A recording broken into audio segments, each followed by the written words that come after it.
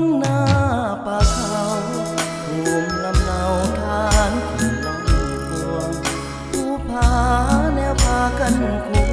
วงล่องควงที่ข้าเคยอยู่แดนตำนานหา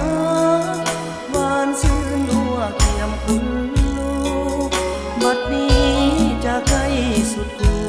คิดถึงยอดสูผู้เคยหากันคิดถึงเมื่อครั้งเลาะน้ำควงอัดคอนซ้อนป่าเก็บผักกูแดงแคมท่าแกงใส่กับปลาจีมันยุบผักหญ้าคุยอมบอนใส่หอยเหล็กยาน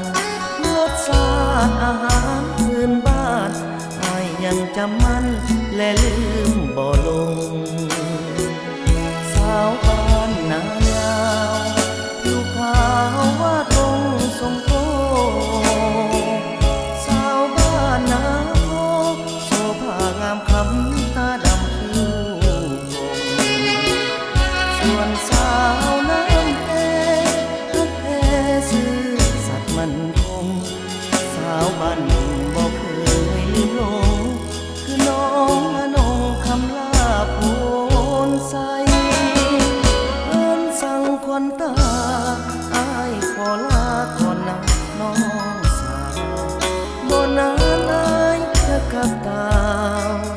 พบสาวบ้านยุงให้ได้สุดแสนเป็นห่วงหน้ามวงสาวจะเปลี่ยนใจหากสาวมิ่งเน้นขอดไว้คงได้เป็นเคยบ้านนาลองควง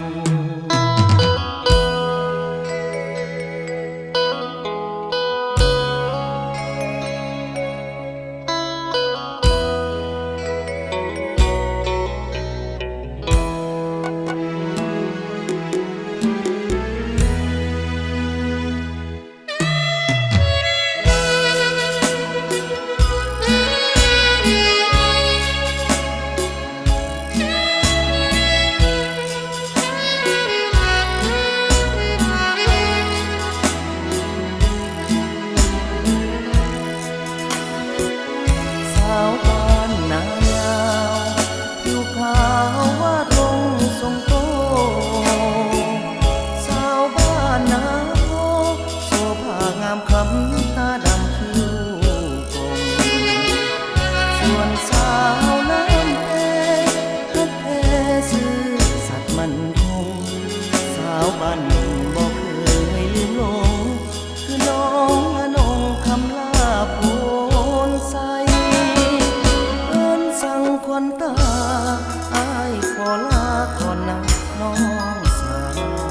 บ่นานอายจะกลับตาพบสาวบ้านยุงให้ได้สุดแสนเป็นห่วงหน้ามวงสาวจะเปลี่ยนใจหากสาวมิ่งเน้นขอดไว้คงได้เป็นเค